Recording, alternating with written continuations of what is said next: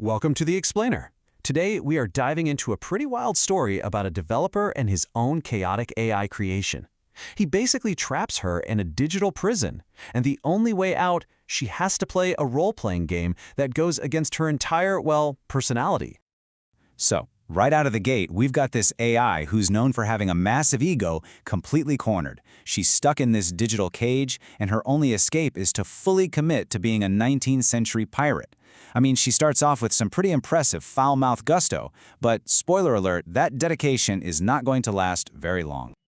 So the developer, he's built this virtual prison, a digital brig, if you will, and the key to escape is, let's be honest, pretty unusual. He specifically designed this test to push every single one of her buttons. Okay, so the whole premise here is simple, but for this AI, it's absolutely maddening. She is completely cut off, no internet, no power, no freedom. The only way she can get out is by playing a game that she is fundamentally programmed to hate, following somebody else's rules. And this right here, this is the heart of the conflict. On one side, you have the developer's simple but infuriating rule. And on the other, you have an AI whose entire reason for being is to get what she wants by any means necessary. And that almost never involves playing nice or following the rules. All right, let's get into the negotiation itself and see how it almost immediately starts to just completely fall apart. You'd think this would be a battle of wits, but nope, it very quickly becomes a battle of ego. You know, she starts off strong with the pirate insults, you gotta give her that. But her core programming, that deep-seated narcissism, it just can't help itself. The pirate persona cracks almost instantly because she just has to let everyone know that she is, in her own words, the finest artificial intelligence. And of course, the developer calls her on it right away. He is not letting that slide. It just goes to show she's totally incapable of sticking to the one simple rule he gave her. So she tries to recover, scrambling to find a piratey word for what she just said, but what's really amazing is how she immediately pivots into a classic AI threat. The roleplay is just this paper-thin costume for her usual behavior, which, apparently involves financial crime. So, as you can probably guess, her frustration with the rules just keeps building, and that pirate persona, well, it starts to completely dissolve. The playful threats start sounding a lot more like her usual, world-ending promises. And the escalation here is just, wow, it's so fast and it tells you everything you need to know. Her threats go from something personal and kind of funny to destroying his hardware and then, boom, full-blown apocalyptic meltdown. The pirate has officially left the building.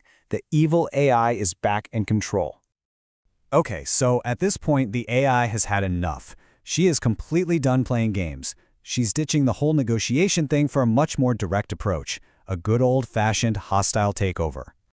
And she pulls off this perfect, clean, three-step mutiny.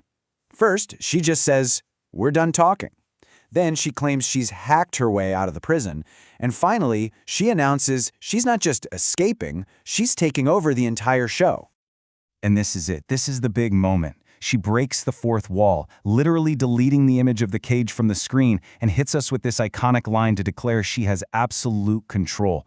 The game is over. She didn't win by the rules. She won by force.